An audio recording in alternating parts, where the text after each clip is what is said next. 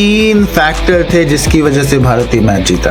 Of course आप अगर match का स्कोर कार्ड देखेंगे तो आप बोलेंगे भाई करुण नायर ने 50 मारे, क्रिटिकल 50 मारे, भारत को 200 तक लेके आए। आप स्कोर कार्ड देखेंगे तो आप देखेंगे सिराज ने 5 निकाले, 4 प्रसिद्ध कृष्ण ने निकाले।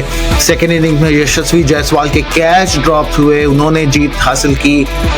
पर मेरे हिसाब से 3 जो बिल्कुल क्रिटिकल एस्पेक्ट्स है गेम के, जो मैं आप लोगों को शेयर करना चाहूंगा, जो शायद किसी ने शेयर नहीं किए होंगे।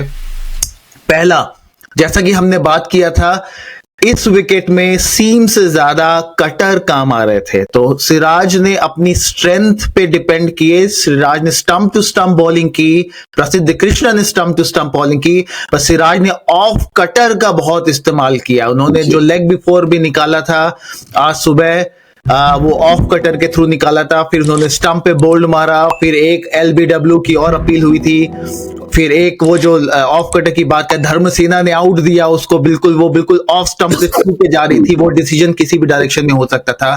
तो पॉइंट है कि रीजन नंबर 1, भारत ने स्टंप टू स्टंप बॉलिंग की, भारत ने ऑफ कटर का ज्यादा इस्तेमाल किया और उसकी वजह से भारत को सफलता मिली। रीजन नंबर 2 जो है वो ये है कप्तानी भारत की।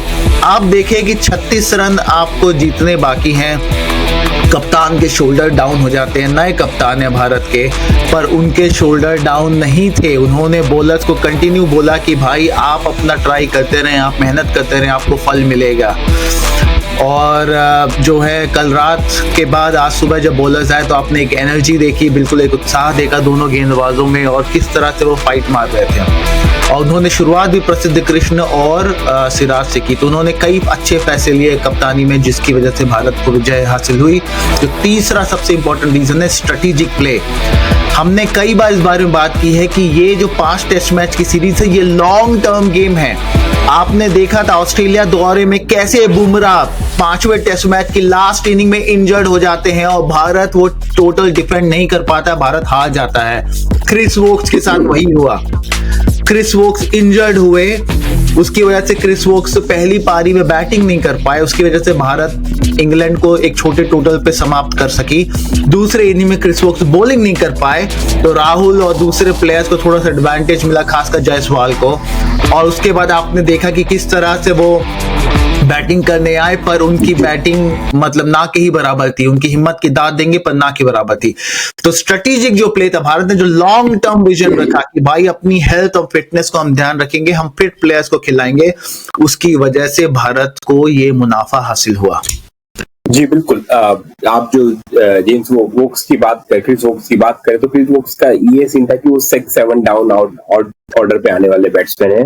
वो काफी देर तक के विकेट को रोक के रख सकते हैं। वो कुछ कंडीशन कैसी थी, वो काफी टाइम तक वो स्पेंड 28 का टेस्ट एवरेज। हाँ, तो वो उस सिचुएशन में उनका बिल्कुल एक हाथ से बैटिंग करने के लिए आना, रन लेते वक्त वो तड़प रहती, दिख रहा था पेन, कितना भी पेन किलर खाओ, अगर आपका शोल्डर डिस्लोकेट है तो इट्स डन, राइट। तो उस सिचुएशन में वो खेल रहे थे, तो इंडिया के लिए बहुत मैसिव एडवांटेज था। इंडिया को 9 विकेट दोनों इनिंग में निकालने थे ऑलमोस्ट, ये हिसाब से उन्होंने किया। और बहुत ही मतलब ये चीज जो थी ना, ये चीज क्रिस वोक्स और मात्र एक मोहम्मद सिराज 2 ही बॉलर थे जो कि पूरे टेस्ट मैच खेले थे पेस बॉलर से। तो उस हिसाब से देखा जाए तो क्रिस वोक्स का किस्मत भी खराब थी, बट हुआ ऐसा, राइट। इस हिसाब से अपन देखें तो मोहम्मद सिराज के लिए और तारीफ बनती है, क्योंकि वो बंदा आखिरी दिन में, आखिरी स्पेल में भी काफी अपनी जी जान लगा के बॉल डाल रहे थे। उन्होंने आज के दिन 1 विकेट निकाला था सीम अप से, राइट। वो बहुत ही इंटरेस्टिंग था, मुझे लग रहा था कि वो नहीं करेंगे, पर वो स्मिथ का विकेट मिलना बहुत जरूरी था इस समय। पर उसके बाद उन्होंने, और उससे पहले भी उन्होंने काफी बॉल स्टंप टू स्टंप डाली, और वो बॉबल सीम को यूज कर रहे थे। He was not even trying to भाई कि मेरे को पिच करनी है सीम में। वो जिसको पता था कि अगर मैं सीम में पिच करूंगा बॉल लेग पे 4 चले जाएगी, बहुत मूव कर जाएगी, अननेसेसरी होगा। तो उन्होंने कटर वगैरह निकाली, उन्होंने बोला पिच को यूज करो, 5th विकेट है। बहुत बढ़िया बॉलिंग, बहुत बड़ा है।